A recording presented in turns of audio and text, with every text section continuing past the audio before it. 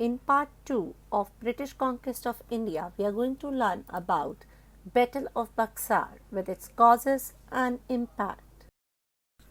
Before moving further, I'll give recap of part 1, the British conquest of India. The Portuguese, the French, the Dutch and the British trading companies came to India for trade. Constant struggles between them for monopoly trading rights in India.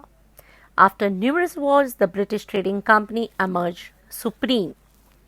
Series of 3 wars fought between the French and English East India Companies from 1744 to 1763. It ended French ambitions in India. British emerged as dominant foreign power. After the Carnatic Wars, the French lost all their possessions in India except Pondicherry and Chandarnagar. Bengal soon came under the control of the English East India Company. The East India Company defeated Sirajuddaula in the Battle of Plassey in 1757 and placed Mir Zafar on the throne. Mir Zafar was replaced by Mir Qasim. War between the British and Mir Qasim broke out over the question of duty-free trade for Indian traders in Bengal. On 22nd October 1764, the Battle of Buxar took place and the Indian armies were defeated. The Battle of Buxar proved itself to be a turning point in the history of India. The Battle of Buxar was a decisive battle which defined British as a ruler that was fought between English forces and combined army of Mir Qasim, the Nawab of Bengal, Nawab of Oudh and Shah Alam II, Mughal Emperor. The battle was outcome of misuse of Farman and Dastak and also the trade expansionist aspiration of English. Now we are going to discuss about the causes of Battle of Buxar. Mir Qasim was an efficient and a strong ruler and was determined to free himself from British control, threatening the position in Bengal.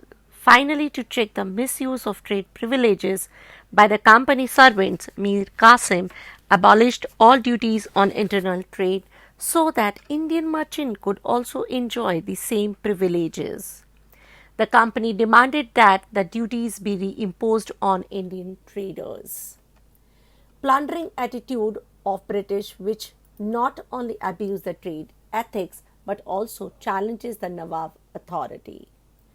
The major cause which I said before also misuse of Farman and Dastak by British which challenged the Mir Qasim's authority and sovereignty.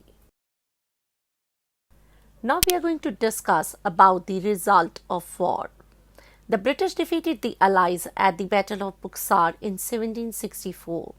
This was an important victory for the British as it consolidated their power in India. In 1765, the Treaty of Allahabad was signed between Robert Clive, Shah Alam II and Sirajuddaula. The treaty granted the British Diwani or the revenue collection right of Bengal, Bihar and Orissa. Awadh was returned to Sirajuddaula, however it took away the districts of Kora and Allahabad. Further, the company agreed to support the Nawab in case of attack from outside in return of paying for the service provided by the troops. The British victory in the Battle of Buxar made them absolute rulers of the Bengal, Bihar and Orissa and placed Awadh at their mercy. As we are learning about the result of battle, we cannot miss out dual government or Clive's dual policy. Dual government in Bengal was introduced by Robert Clive in 1765 and continued till 1772. There was two rulers of Bengal, the Nawab and the company. This arrangement instituted by the Robert Clive, as I said before, was known as the dual government, and the system was advantageous to the company who had all the power without any responsibilities. They controlled the army and finances of the province directly and its administration indirectly. while the Nawab and his officials had all the responsibility of administration but no power or resources to do so. The company did not use the revenue it collected to make any improvements in Bengal. Part of it was used to meet administrative costs, part of it was spent on purchasing Indian goods that were sold abroad, and the rest was sent to England. The Nawab had no power to protect the people from the greed of the company officials who were interested in exploiting the riches and wealth of Bengal.